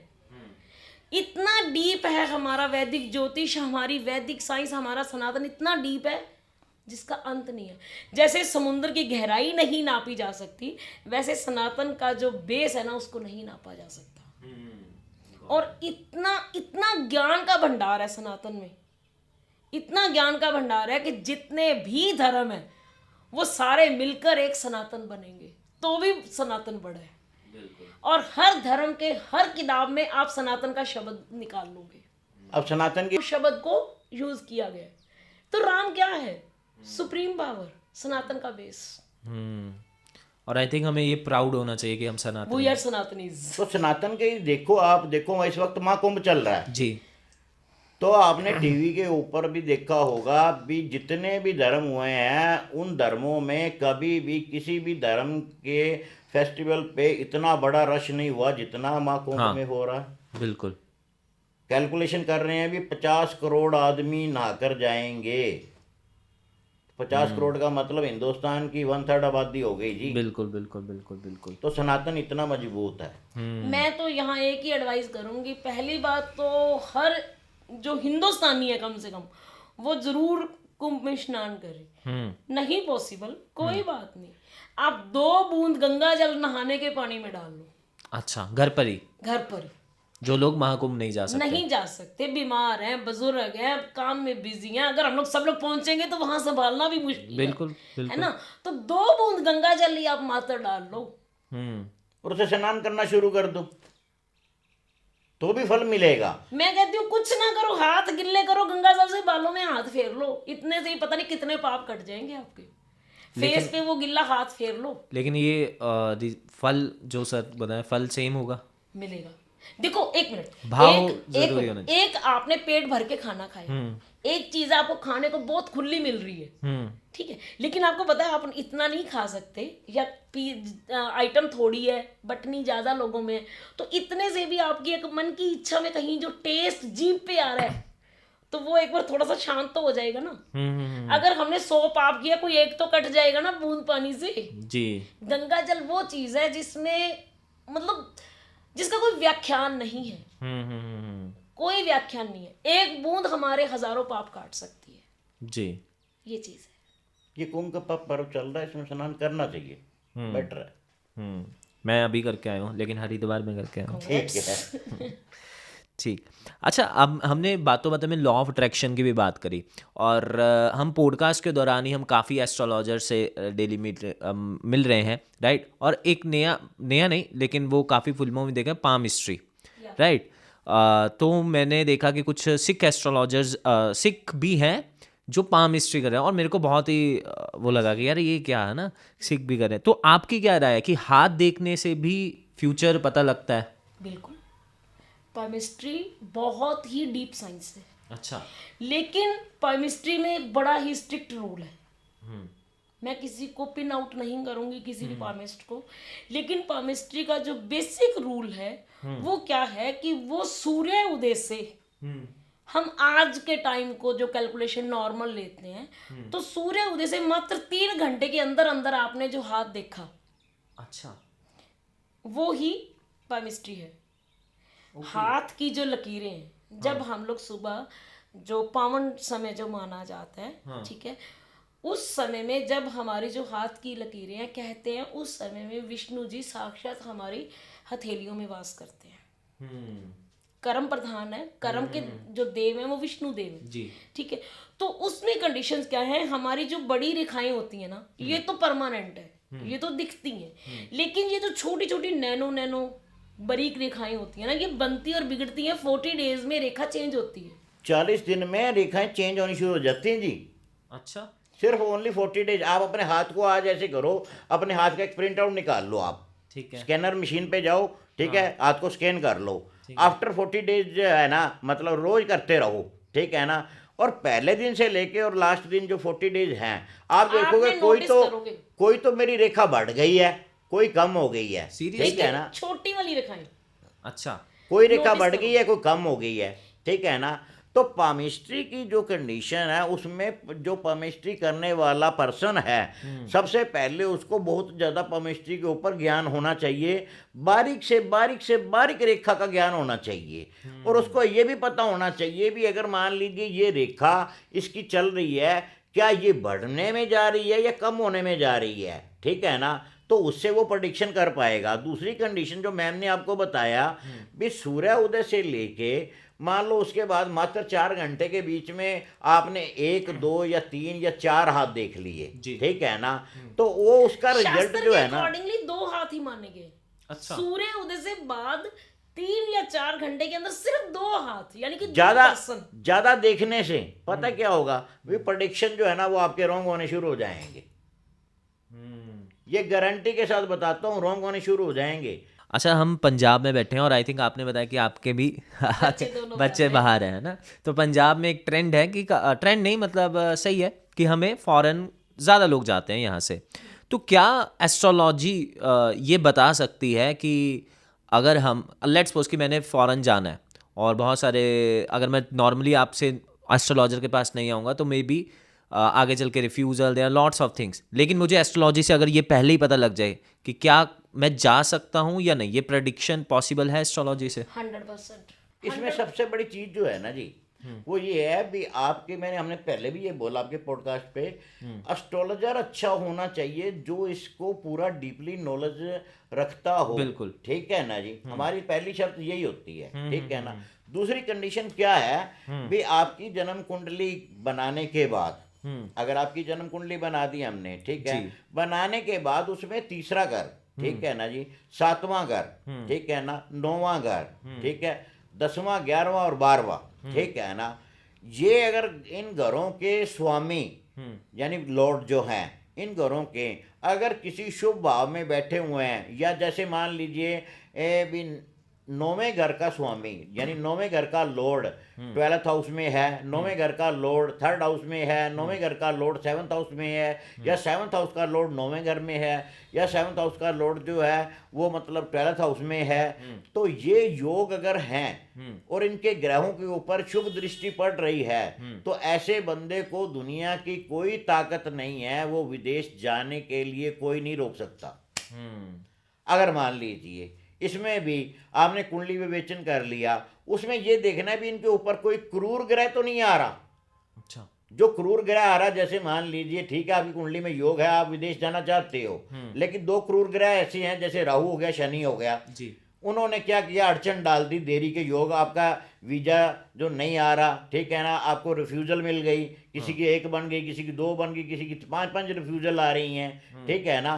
तो जो माइनस प्लैनेट है उन शुभ ग्रहों को डिस्टर्ब कर रहा है, उसका अल्टर कर लीजिए, अल्टर कर लीजिए। मान लीजिए चलो अल्टर भी नहीं होता, मान लीजिए अल्टर नहीं होता, अरे मैं एक ही चीज़ बोलता हूँ, जिसने विदेश जाना है ना वो कुछ भी ना करे, एक ट्रायंगल केसरिया रंग का झंडा बनाए और उसको मंदिर की छत पे लगा दे। अच्छा।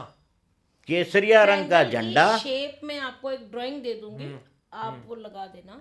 मतलब ट्रायंगल भी 2 तरह से बनता है। एक ट्रायंगल ऐसे बनेगा, ऊपर से स्ट्रेट, 90 डिग्री होना चाहिए, ऊपर से 90 डिग्री ऐसे नीचे जाता हो और ये डंडा लग गया ठीक उसके बीच में, और वो ट्रायंगल शेप का झंडा जो है ना वो मंदिर की छत पे लगा दे। मंदिर चाहे हनुमान जी का है, कृष्ण जी का है, दुर्गा का है, किसी का मंदिर है, ठीक है ना, वो जिस धर्म को मानता है वहाँ पे भी लगा दे, और कोशिश करे वो झंडा लगाता जाए। महीने में 1 बार लगाना है, अगर लगाना चाहे डेट भी बता देता हूँ, चांदने पक्ष की नौमी के दिन लगाए। अच्छा। चांदने पक्ष के नौमी के दिन केसरिया रंग का झंडा ट्रायंगल शेप वाला लगा दे, देखो वीजा कैसे नहीं आता। लेकिन उसके लिए अगर उसके पास कुंडली नहीं है तो, जिसके पास कुंडली है वो कुंडली के अनुसार चले, उसको देखे, जो माइनस प्लेनेट है उसका अल्टर कर ले बस, तो विदेश जा सकता है। और मैंने खुद अपने बच्चों दोनों को भेजा, मेरे दोनों बच्चे सेटल हैं इस वक्त। इवन देन आपको क्या बताऊं, मेरी बिटिया तो वहाँ की सिटीजनशिप ले ली उसने। अच्छा, ये भी होता है ना कि अच्छा आप मुझे, maybe I am wrong, कि जाने का योग है लेकिन सेटल होने का है या नहीं है? उसमें कंडीशंस है। जैसे अभी सर ने आपको बोला कि कुंडली का 3रा, 7वां, 8वां, 9वां और 12वां घर, ये आपको बताएंगे कि आप जा सकते हो। अब इनके जो ऑनर्स हैं, इन हाउसेस के ऑनर्स हैं, ये एक्सचेंज बैठे हैं। फॉर एग्जांपल 3rd का 9th में, या 9th का 8th में, 8th का 12th में, ये योग क्रिएट करते हैं। ठीक है। लेकिन जो 9th हाउस है वो आपको परमानेंट रेजिडेंशियल बताता है कि आप परमानेंट रेजिडेंशियल कहाँ से हो। अगर उस घर के साथ 4th हाउस का जो लॉर्ड है वो बहुत ज़्यादा कनेक्टेड है तो आप वापस अपनी जन्मभूमि भी आ जाओगे। अगर वो किसी भी एंगल से आपको कनेक्टेड नहीं है तो आप उसी देश में रह जाओगे। अगर आप 3rd और 9th को एक्सचेंज है आपकी कुंडली में, या 9th और 8th का एक्सचेंज है आपकी कुंडली में, मतलब इन 5 जो भाव हैं, इनके जो ओनर्स हैं, उनका जितना ज़्यादा आपस में एक्सचेंज होगा, जितने ज़्यादा योग क्रिएट होंगे, उतना आपके लिए बेटर योग बनेगा बाहर जाने का। लेकिन अगर 4th हाउस से ग्रह कनेक्टेड हैं तो फिर आपको इंडिया आना, मतलब अपने देश आना जाना पड़ेगा। लेकिन अगर वो डिस्कनेक्टेड है तो फिर आप उसी देश में रहोगे। और अगर किसी भी एंगल से कनेक्शन किसी भी प्लेनेट का रिपीट नहीं बनता तो आप सिटीजन हो जाओगे, यानी कि अपने देश के डॉक्यूमेंट्स तक आपके खत्म हो जाएंगे। अच्छा, तो ये मेरी बिटिया के साथ हुआ है। ठीक है, ये भी काफ़ी इम्पोर्टेंट आई थिंक इन्फॉर्मेशन है रिगार्डिंग। और मैं जैसा आपने एक बात बोली ना कि एक अच्छे एस्ट्रोलॉजर्स का होना, मेरे माइंड में मालूम क्या आ रहा है कि जैसे आपने एक और बात बोली थी कि पुराने ज़माने में राजा महाराजा राज जोशी है ना, वो राज जोशी रखते थे। और मैंने सुना था कि जो अपने देश के पीएम होते हैं ना, उनका सुबह सुबह हर दिन एक डॉक्टर आता है और चेकअप करता है, और ये डेली एक्टिविटी होती है। अपने पीएम का एक राज जोशी भी आता है आता है। मेरा यही क्वेश्चन था, मेरा था कि यार उनको रखना चाहिए। अपने जितने भी आपको शायद आपके मतलब पॉडकास्ट पे मैं आपको एक सीक्रेट बात बताता हूँ। नरेंद्र मोदी का है? नरेंद्र मोदी जी की कुंडली को मैंने इतना डीपली स्टडी किया है, इतना डीपली स्टडी किया है, और कैलकुलेशन करके सन 2013 में जब वो पीएम नहीं बने थे, इवन तो पीएम के कैंडिडेट भी नहीं थे, तो उस वक्त मैंने अपने हाथ से रिटर्न पूरी उनकी भविष्यवाणी, साथ में अडवाणी जी की भविष्यवाणी पूरी अपने हाथ से लिख के, डेट लिख के, नीचे साइन मार के, उसकी फ़ोटो खींच के 2013 में मेरी फेसबुक पे जाके आप पीछे जाके देख लो, वो आज भी पड़ी। और मैंने चैलेंज दिया था अभी नरेंद्र मोदी जी जो है ना वो पीएम बनेंगे, वो पीएम एक नहीं अब तीसरी बार बन चुके हैं। दूसरी कंडीशन आपकी जनरल नॉलेज के लिए बता दूं, एस्ट्रोलॉजी का ज्ञान, खास करके वैदिक एस्ट्रोलॉजी का ज्ञान मोदी जी को खुद भी है। जबरदस्त है। अच्छा, हम आपको एक और एग्जांपल कह सकते हैं। हमारे एक एमएलए हैं, हमने अभी तक वो इस फील्ड में राजनीति में थे लेकिन खुल के नहीं आए थे। ठीक है। तो हमें किसी दोस्त ने उनकी डेट ऑफ बर्थ दी ठीक है। कि ये बंदा थोड़ा आ रहा है, हाँ। तो क्या लगता है आपको। हमने उस टाइम में उनकी भी पूरी डिटेल्स लगाई थी हाँ। कि इस बंदे को 3 बार कोई हराएगा नहीं, अच्छा। 3 बार ये हैट्रिक करेगा और चौथी बार एमसी की सीट पे भी नहीं जीतेगा। कौन थे वो? नहीं, ओपन नहीं करेंगे, ओपन नहीं करेंगे और वो ऑलमोस्ट संन्यास में हैं। अच्छा, मतलब पॉलिटिक्स में भी एस्ट्रोलॉजी का बहुत बड़ा 100% फायदा हो सकता है। देखो आपकी Actually कुंडली में क्या अगर है ही नहीं, योग ही नहीं है जैसे राजनीति मान का। लीजिए अभी आपने पूछा भी ओपन एस्ट्रोलॉजी के अंदर में आपने जितने पॉडकास्ट सुने, लोग क्या कहते हैं, फलाना भी मेरे पास आता है, ढिमका भी मेरे पास आता है, 4 स्टार बड़े मेरे पास आते हैं, 2 पॉलिटिशियन मेरे पास आते हैं, चलो जी ये बाबा रामदेव भी मेरे पास आए थे जी, ये फलाना नरेंद्र मोदी जी भी मेरे पास आए थे जी, राजनाथ जी मेरे पास आए थे जी। एस्ट्रोलॉजी एक ऐसा ज्ञान है, सबसे पहले उसमें एक डिटेल सबसे पहले लिखी होती है, पर्दा, यानी कि आप भेद मत देना। अगर आप अपनी एस्ट्रोलॉजी में कामयाब होना चाहते हो तो भेद मत देना। अगर मान लो मैं अपनी बात बता दूं, इतने बड़े बड़े मिनिस्टर क्या मेरे को रात को टाइम लेके, मैं खुद गाड़ी लेके उनके फार्म हाउस में जाता रहा हूं, लेकिन मैं नाम किसी का नहीं बताता, ठीक है। ये हमारी एक प्राइवेसी, और एस्ट्रोलॉजी का सबसे बड़ा नियम क्या है, प्राइवेसी। तो जितनी प्राइवेसी रखोगे आप एस्ट्रोलॉजी में, उतना आप गेन करोगे। अगर मेरी आप मतलब फेसबुक देख लो, उसके ऊपर किसी भी पर्सन के साथ जो है ना फोटो नहीं है मेरी, हमारी दोनों मियाँ बीबी की फोटो है, किसी की नहीं है। और पता नहीं कितने पॉलिटिशियन, कितने साधु संत, कितने मतलब डॉक्टर, इवन देन ब्रेन के डॉक्टर भी जो हैं, 55 अवार्डी डॉक्टर, नाम नहीं बताऊंगा, 55 अवार्डी डॉक्टर मेरे टच में रहते हैं। तो मैं नहीं नाम बता सकता, इसके लिए मैं माफ़ी चाहता हूँ आपसे। लेकिन फिर हम जैसे लोगों को पता कैसे लगेगा कि, क्योंकि हमें एक, लेट्स सपोज मैं पब्लिक का ओपिनियन दे रहा हूँ कि मेरे को अभी लग रहा है कि मुझे एक एस्ट्रोलॉजर के पास जाना चाहिए, अगर आप लोग नहीं बताओगे कि आप कितने अथॉरिटी है तो मैं गलत के पास पहुंच जाऊंगा। I agree. आप मान लो कि एक अच्छा एस्ट्रोलॉजर ढूंढ रहे हो, आजकल तो सोशल मीडिया बहुत बड़ा हेल्पर है।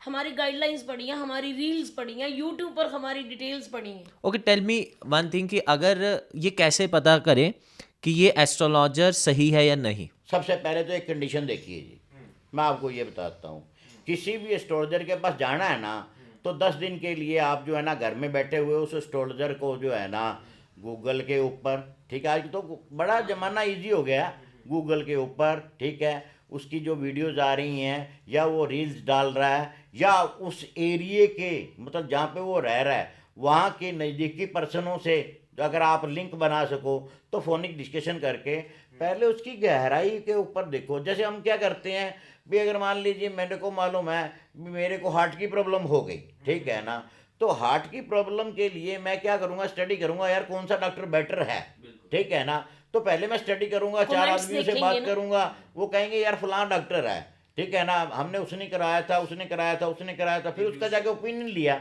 भी तेरा यार ट्रीटमेंट उन्होंने किया था कैसा किया, ठीक है, वो बोलेगा भी ठीक है मेरे से पैसे भी जायज लिए और मेरा ट्रीटमेंट भी अच्छा किया और वेल फेड टू मैं, तो मैं उस डॉक्टर के पास पहुंच जाऊंगा और मैं खुद का ट्रीटमेंट ले लूंगा। वैसे ही एस्ट्रोलॉजी है, ठीक है ना जी। खाली सोशल मीडिया ना देखो, खाली ये नहीं है अभी स्टारों की फोटो कि ये बहुत फेमस है, इसको 10 पॉडकास्ट में बुला रखा है, वो चीज खाली ना देखो, आप उसके एरिया, उससे रिलेटेड पर्संस का डायरेक्ट उसकी वैल्यूज देखो। सर फेमस होने के लिए माया की जरूरत है। मैं आपको एक क्लियर बता दूं, आजकल सोशल मीडिया का ज़माना है, अगर अभी मैं 10 लाख रुपया फेसबुक के ऊपर अपनी कोई बेटर रील का लगा दूं, ठीक है ना, बूस्ट कर दूं अपनी पोस्ट को, इतनी वायरल हो जाएगी, लोग भाग भाग के आएंगे यार इतनी वायरल हो रही है इसकी वीडियो, इतनी वायरल हो रही है। लेकिन ये है तो पैसे की खेल ना, लेकिन अगर मान लीजिए मेरे अंदर क्वालिटी नहीं है और मैंने 10 लाख रुपए लगा के अपने आप को हाईलाइट कर दिया, कभी डिस्कशन हुई किसी अच्छे एस्ट्रोलॉजर के साथ तो मेरी तो टाइम फेस हो जाएगी, मैं गहराई के साथ आपको कुछ बता तो नहीं पाऊंगा ना। तो इसीलिए मैं आपको बोल रहा हूँ भी अच्छे एस्ट्रोलॉजर को मिलना है तो पहले उसकी रिसर्च कर लो। मैं ये नहीं कहता भी आप रिसर्च ना करो, रिसर्च करके उसके बाद जाओ और खुद देखो और उसकी बैक हिस्ट्री देखो। मैं खुद की बैक हिस्ट्री आपको बताता हूँ सर। 1998 में मैं बिग जीरो था, बिग जीरो। ना मेरे पास मकान, ना मेरे पास साइकिल, ना मेरे पास मेरी ज़िंदगी को जीने के लिए कोई मकसद था। लेकिन 2000 में मैंने अपना मकसद पकड़ा, प्लेनेट के हिसाब से पकड़ा। पहले स्टडी की थी, फिर उसको मकसद को स्टैंड किया, और उसके बाद किसी वक्त मेरे पास साइकिल नहीं था, आज 20 लाख की गाड़ी पे घूम रहा हूँ मैं। किसी वक्त मेरे पास खुद का मकान नहीं था, रेंट बेस पे था। आज पूरे अबोहर में लोगों से किसी से भी जाके पूछ लेना, अरे यार कोठी बनाई, आलीशान कोठी बनाई, और घर के बाहर बड़ा बड़ा लिखा हुआ रोज महल।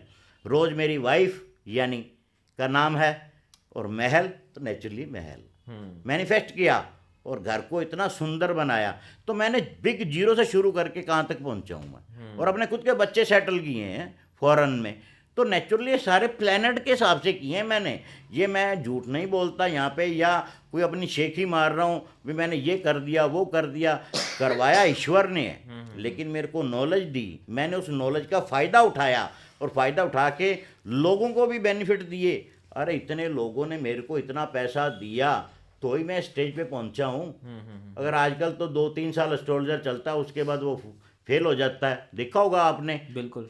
तो हमारे को तो आज 25 साल हो गए। सन 2000 में भी जो लोग मेरे पास आते थे आज भी आते हैं। तो ये एस्ट्रोलॉजी का जो है ना, मतलब गहराई के साथ जाने में, ये ही प्रेडिक्शन जो मैं आपको बता रहा हूँ, लोगों को ऐसे करना चाहिए। ये नहीं है कि इसकी 4 रीलें फालतू आई, चलो यार इसके पास चलो। सो आई थिंक इसमें जो पॉइंट्स इंपॉर्टेंट है कि एक अच्छे एस्ट्रोलॉजर को ढूंढने के लिए कि पहले उनके रिव्यूज़ चेक करिए, बिकॉज ये आपके लाइफ के बहुत सोशल मीडिया। हाँ, मैं वहीं पे आ रहा हूँ कि पहला काम जो आप अपने घर से ही कर सकते हैं वो ये होगा।